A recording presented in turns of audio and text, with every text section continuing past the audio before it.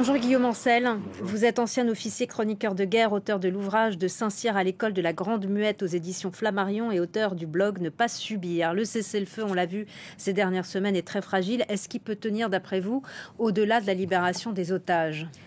Clairement, le cessez-le-feu fonctionne parce qu'il a été imposé par Donald Trump à Benyamin Netanyahou.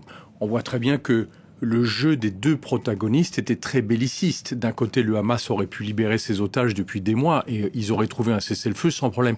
De l'autre, Benyamin Netanyahou a toujours fait reculer les opportunités de signer ce cessez-le-feu. On se souvient notamment qu'en septembre, son ministre de la Défense, qui lui a valu son limogeage, Yoav Gallant, avait dit « il faut s'arrêter ». Et Benyamin Netanyahou a préféré attaquer le Hezbollah au Liban, mais de mois en mois, avec plus de 100 000 bombardements sur la bande de Gaza. La plupart des otages, malheureusement, ont été tués. Et par conséquent, aujourd'hui, c'est une grande satisfaction d'en voir 3 qui sont relâchés. Mais je rappelle qu'il en reste 79 aux mains du Hamas et du djihad islamique et que malheureusement, on n'a même pas l'indication de qui sont encore en vie parmi eux. Et malgré les plus de 47 000 morts maintenant gazaouis, le Hamas est toujours là. Il organise des mises en scène qu'on voit à chaque fois pour les libérations d'otages, quasiment en narguant le Premier ministre israélien Netanyahou. Alors attention à ce chiffre qui est très piégeux de 47 000 morts. Je rappelle que c'est d'abord le Hamas qui le donne, qui est une organisation terroriste, et que par ailleurs ce sont uniquement les morts qu'ils auraient enregistrés dans les hôpitaux.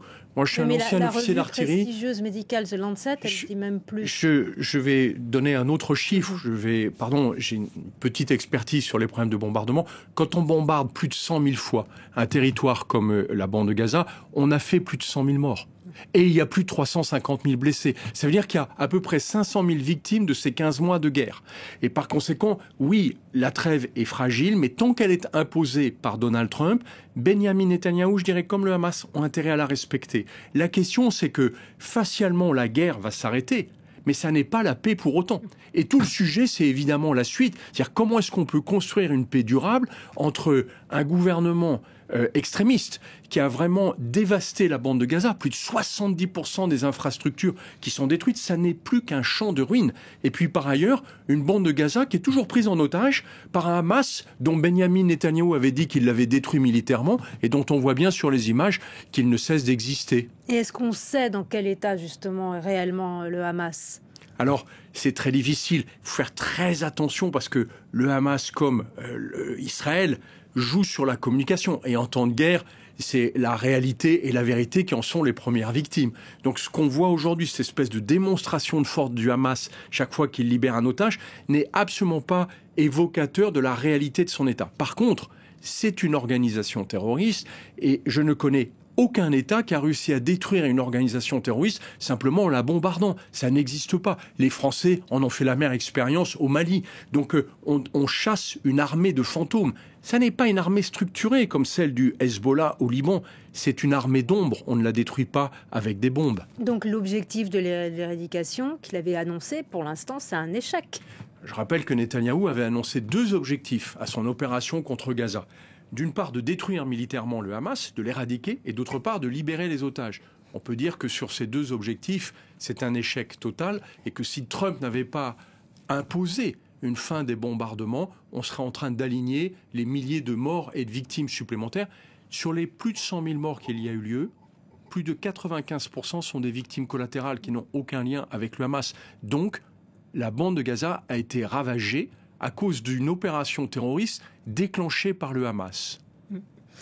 Est-ce que les déclarations de Donald Trump sur il va falloir nettoyer, faire le ménage dans la bande de Gaza, est-ce que ce soutien à l'extrême droite israélienne, est-ce que ça aide? On a l'impression que ça aide pas forcément Netanyahou, mais pas non plus les pays arabes comme l'Arabie Saoudite, l'Égypte, qui eux se sont prononcés pour 2 États. Bien sûr, ils se sont prononcés pour 2 États et c'est très inquiétant que Donald Trump ait proposé que les Palestiniens partent et soient accueillis, entre guillemets, par l'Égypte ou la Jordanie, alors que leur territoire est là. Et on voit bien que Trump, qui n'a aucune notion de relations internationales, c'est pas lui qui a inventé ça. C'est l'entourage de Netanyahou qui l'a convaincu de porter ce projet. Ce projet, c'est le Grand Israël. Et c'est ça qui fait peur à tout le monde, y compris en Israël, c'est qu'il n'y a pas de paix durable si on ne construit pas un État palestinien qui est respecté et dont l'objectif ne soit pas simplement d'être en guerre contre l'État israélien. Donc non seulement il faut 2 États, mais 2 États qui se parlent, et malheureusement c'est le contraire que propose Trump, j'allais dire Netanyahou, on se demande si c'est pas parfois la même chose aujourd'hui, au même titre que quand il propose de récupérer le Groenland contre l'avis de ses habitants et du Danemark, on ne peut être qu'angoissé par sa manière de dealer, ce qui n'a jamais été une paix, mais juste la fin de la guerre, à condition qu'on respecte ses intérêts. Et il y a une conférence qui doit être coprésidée par la France et l'Arabie Saoudite qui doit se tenir au mois de juin, justement, pour parler des conditions de la création d'un État palestinien. La fourniture des moyens militaires venant de l'Iran et du Hezbollah au Hamas, elle est très affaiblie, si ce n'est tarie. Alors par quels moyens, par quelle voie le Hamas peut reconstituer ses forces? Alors attention, il faut bien faire la différence. Quand on parle de l'approvisionnement en armement, en réalité on parle des armes lourdes, c'est-à-dire des roquettes, des missiles. Le Hamas, on n'a pas eu beaucoup, mais beaucoup de roquettes. Pour ce qui est de l'armement léger, c'est-à-dire les fusils et les grenades, il y en a partout au Proche-Orient. Donc, quand les Israéliens prétendent qu'ils ont détruit des caches d'armes, en fait, ils n'ont détruit qu'une goutte d'eau. C'est un peu comme s'ils nous expliquaient qu'ils allaient vider la Méditerranée avec une paille. Pardon, mais c'est pas ça qui empêchera les miliciens du Hamas de se battre. Miliciens dont on sait très bien qu'ils ne sont pas structurés comme une armée, mais qui sont un espèce de ramassis de clans mafieux et qui auront toujours les moyens de se battre. Donc, pour éradiquer le Hamas, en fait, le plan de Netanyahou, c'est nettoyer la bande de Gaza, c'est-à-dire de faire partir tous les Palestiniens. Il n'a jamais eu pour intention de détruire le peuple palestinien. Son intention, c'est d'organiser un exode massif qui est un crime contre l'humanité puisque cette terre ne lui appartient pas. Au même titre qu'aujourd'hui, il lance contre la Cisjordanie des opérations qu'on ne qualifiera pas de guerre, enfin qui sont juste à la limite. Et ils ont libéré des colons qui avaient été condamnés pour violence.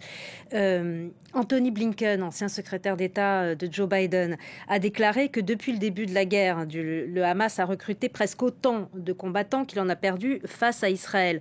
Mais ces recrues, elles sont pas aguerries, elles sont pas formées encore. Alors, pardon, mais est-ce qu'il est quand même pas affaibli? Il ne devrait plus rien dire sur le sujet. On se souvient que pendant 15 mois, il nous annonçait tous les mois qu'ils étaient proches de signer un accord.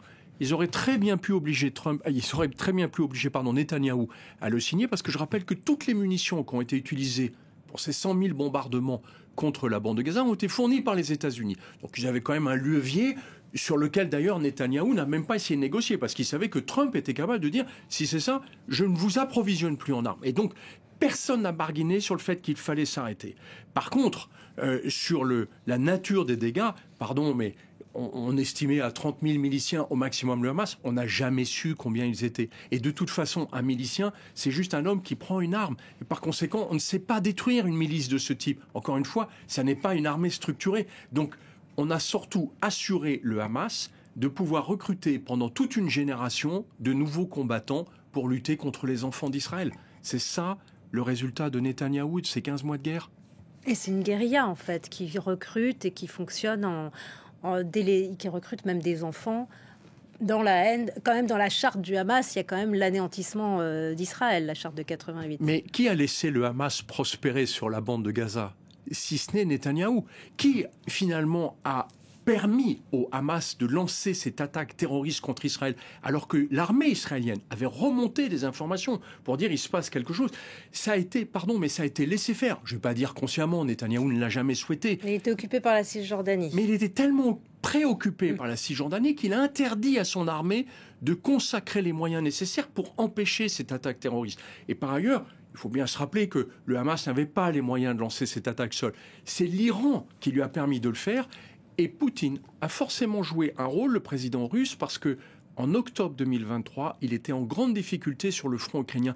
Il avait besoin de créer une diversion pour les Américains, et c'est ça qu'il a remarquablement réalisé sur le Proche-Orient. Espérons que cette trêve va pouvoir faire naître de véritables pourparlers de paix, car pour l'instant, c'est juste une fin des combats, pas la paix pour autant. Donc, dans les responsabilités personnelles du Premier ministre israélien actuel Netanyahou, il n'y a pas que l'échec du 7 octobre et que le Hamas est toujours là. Il y a aussi le fait que pendant plusieurs années, il a joué le Hamas contre l'autorité palestinienne. Bien sûr. Et pourquoi est-ce que Netanyahou ne libère pas Barghouti, un des seuls dirigeants palestiniens qui soit non seulement respecté, mais craint par le Hamas? Parce que le Hamas est son meilleur ennemi. Ça lui permet de rester en guerre. Et en fait, pardon.